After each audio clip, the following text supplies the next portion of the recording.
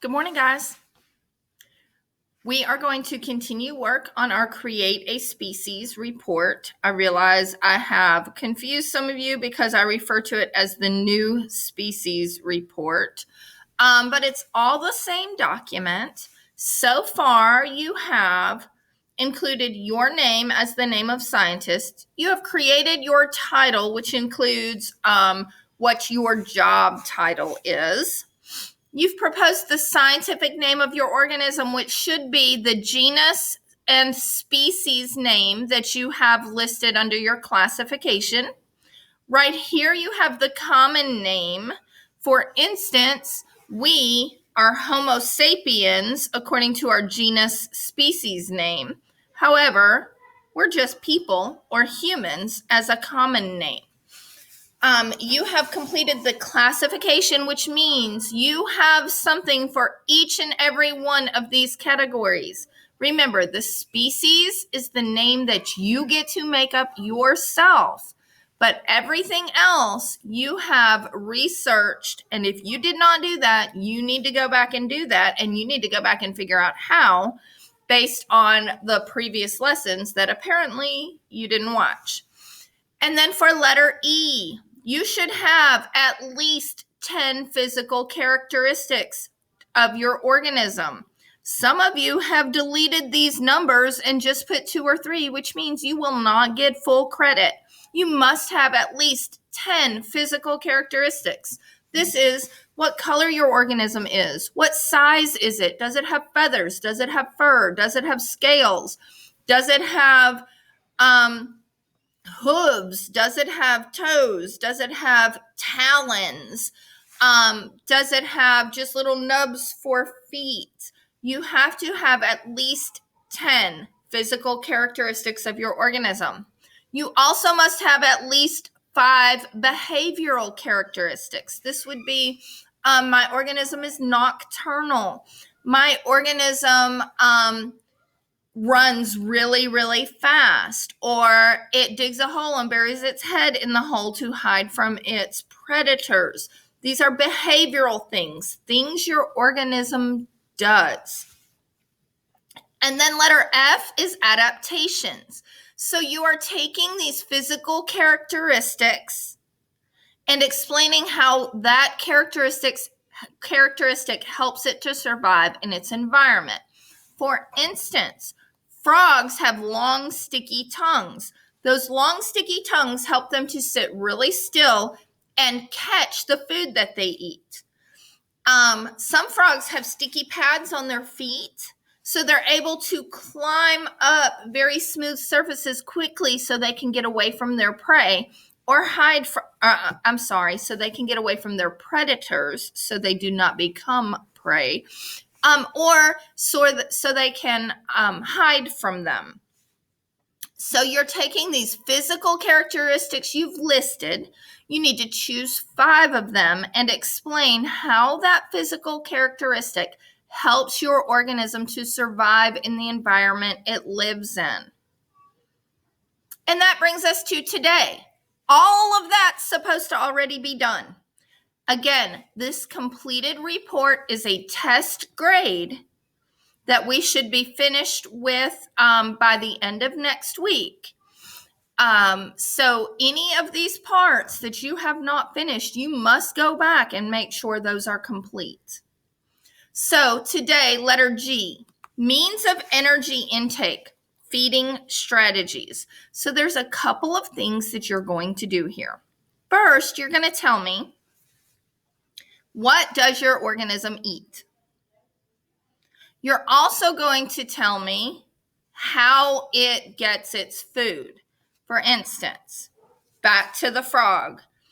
Frogs eat insects, and they sit very still and have a very sticky tongue that reaches out to catch the bugs as they fly by. Okay? So what does your organism eat, and how does it get its food? If it eats plants, then it simply just grazes around and eats the grass on the ground or eats the leaves from the trees. The other thing you're going to do is you're going to create a food web. Now, we talked about food webs yesterday, and you got to do some investigation about energy intake of owls and where they get their energy from, by dissecting the owl pellets and determining which organisms that particular owl had eaten.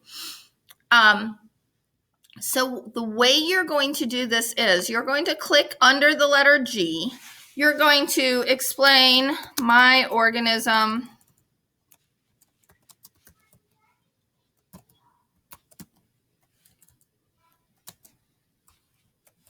I have a couple of keys that are not working correctly, so it may take me a minute. Eats bugs by stomping on them with its big feet, and then licking up the bug guts.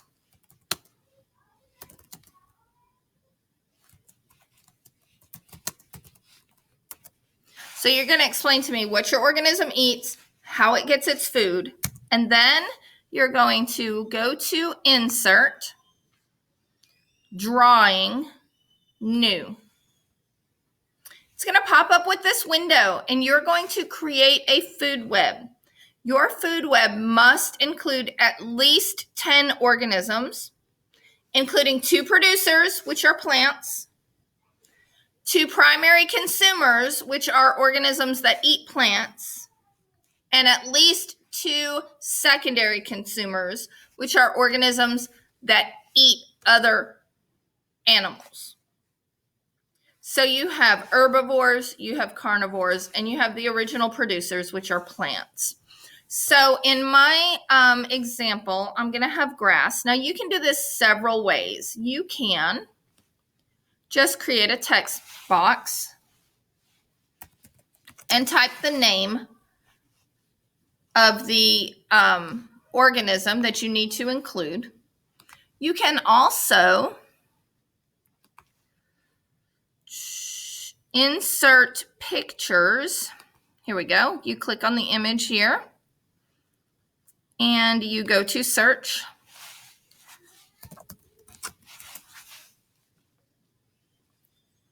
And so you can insert a picture that way and resize it so you can use pictures.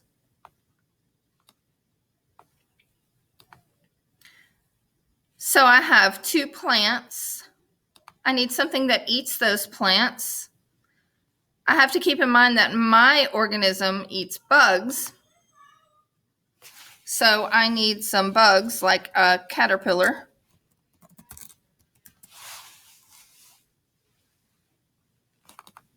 That one's a creepy looking one.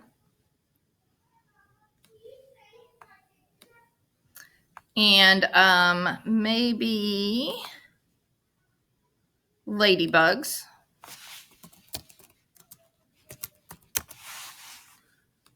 And then I need my organism, of course.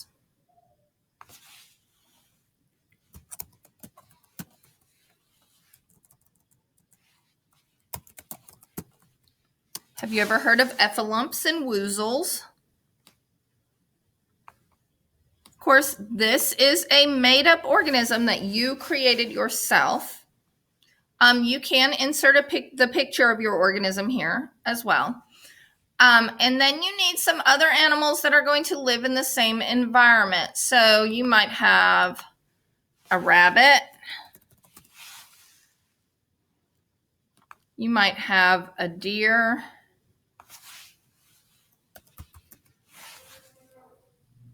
And don't forget, you need some secondary consumers, things that are going to eat these animals. So maybe a fox. Maybe you have an owl in your environment.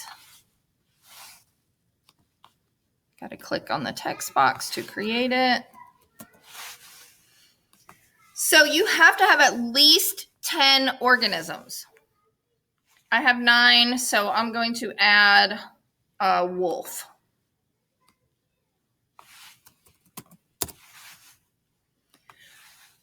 Then you have to add the arrows. Remember, the arrows go in the direction of energy flow.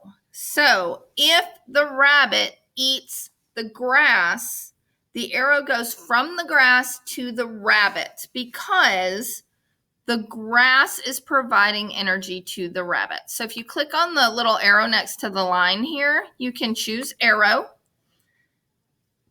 Energy flows from the grass to the rabbit. Now, if you don't like that tiny arrow, you have options right here. You can change the end of the arrow right here. You can make it to where there's a dot or something at the beginning. Right here, you can change the color. There should be, not there. There should be somewhere where you can change the size of the line on it too. But all you need is an arrow. The energy flows from the grass to the rabbit, okay? We already talked about how my guy here eats bugs, so the energy is going to flow from the ladybug to the effalump. It is also going to flow from the caterpillar.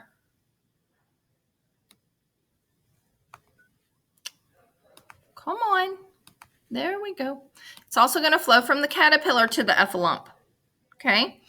The deer is also going to eat the grass, so I'm going to have a line from the grass to the deer. Again, it's being a little difficult. Come on. Nope, nope, nope. I need an arrow. I'm sorry, my buttons are not working well on my computer these days. From the grass to the deer. And then the wolf might eat the deer. So I need an arrow flowing from the deer. Come on, give me an arrow.